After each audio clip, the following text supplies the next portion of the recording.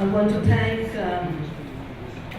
all the witnesses on behalf of Mother Earth who gave such powerful testimonies today, and also to fellow members of the Tribunal who have recommended admitting each of those cases, deepening them, till the rights of Mother Earth become the framework for governing our lives. 6 of the cases were related to the fossil fuel industry. Chevron, BP, coal mining and the Great Barrier Reef, fracking, and then the impact of all this in a systemic way on the climate system that was presented by Pablo Solon. Intellectually, we know the fossil fuel age is over.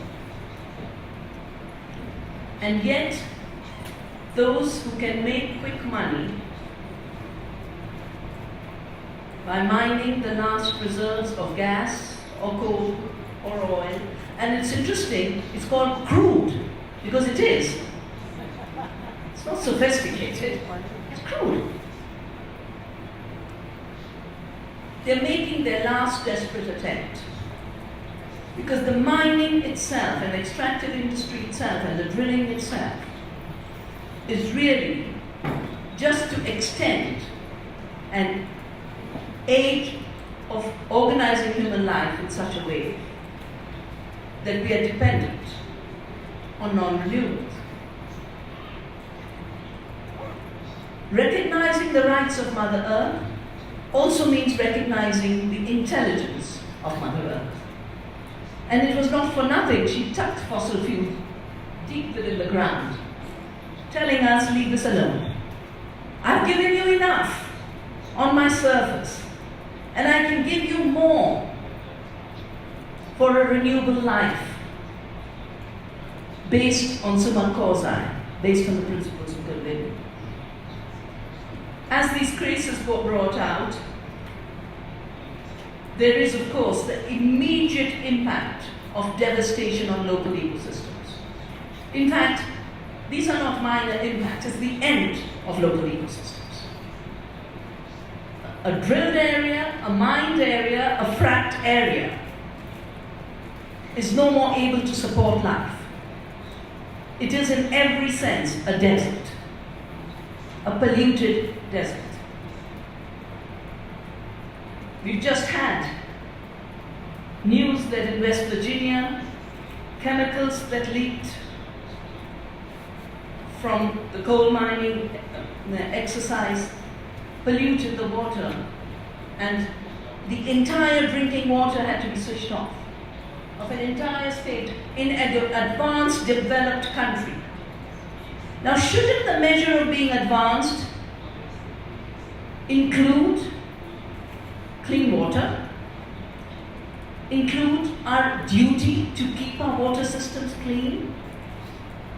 And isn't it primitive to destroy our water systems?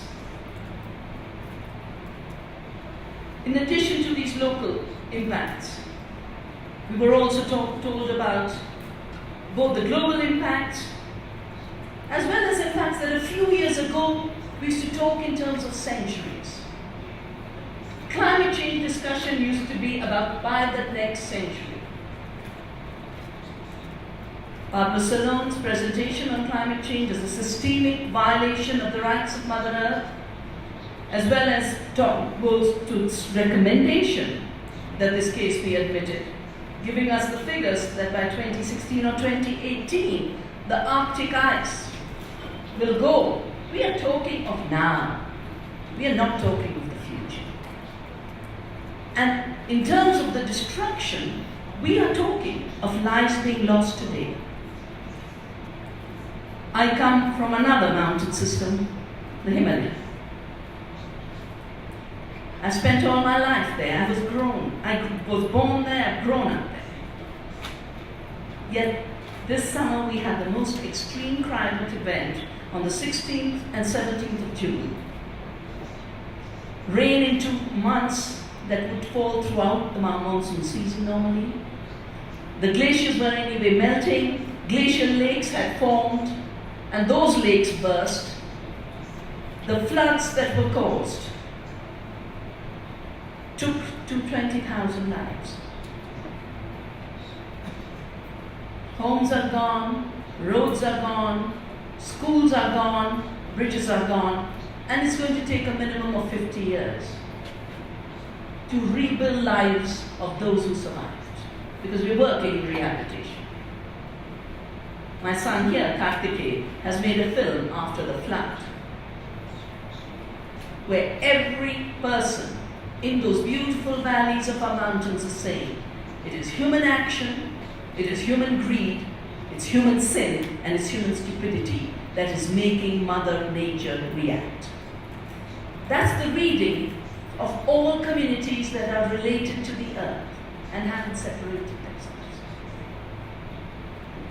Yet the disease of separation, which has reached its ultimate in the fossil fuel age, continues to both separate the consequences and impact of action, as well as separate our ability to make decisions about what's a good way to live.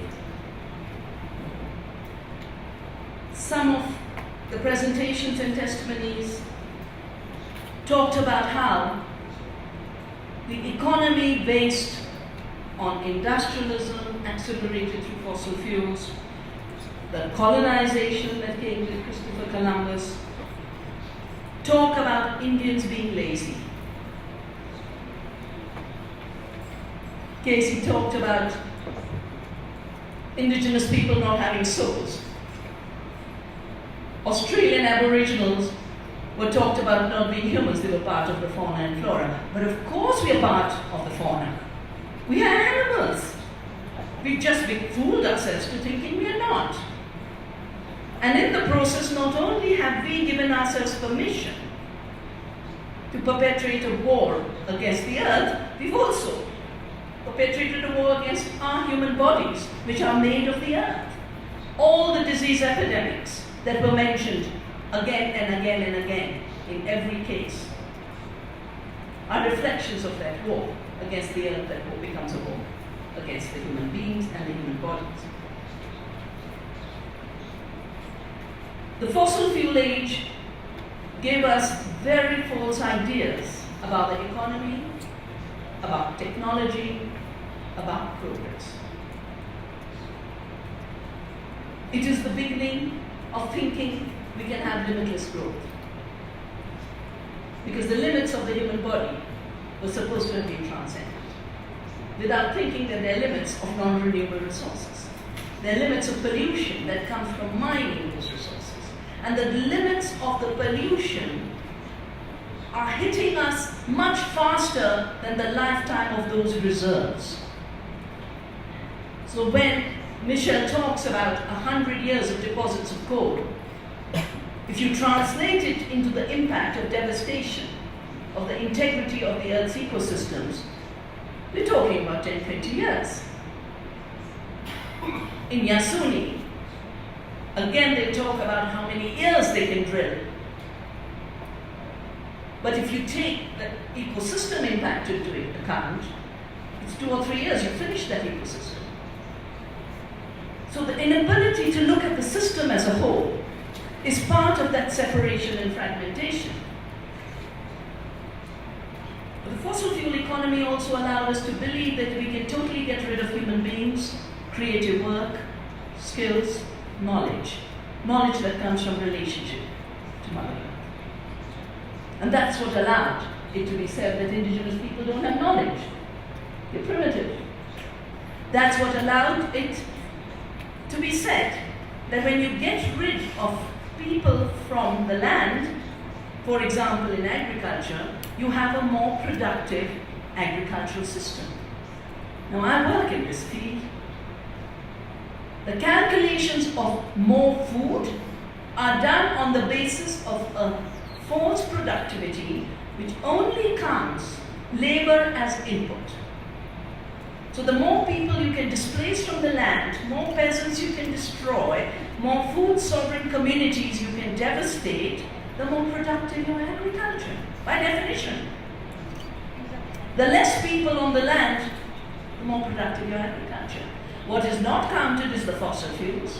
What is not counted is the chemicals. What is not counted is the water. What is not counted is the financial inputs. In fact, what's called a productive industrial agriculture system is actually a negative economy, using 10 units of input to produce 1 unit of food. Which is why, hand in hand with violations of the rights of Mother Earth, we have a deepening poverty, a deepening hunger.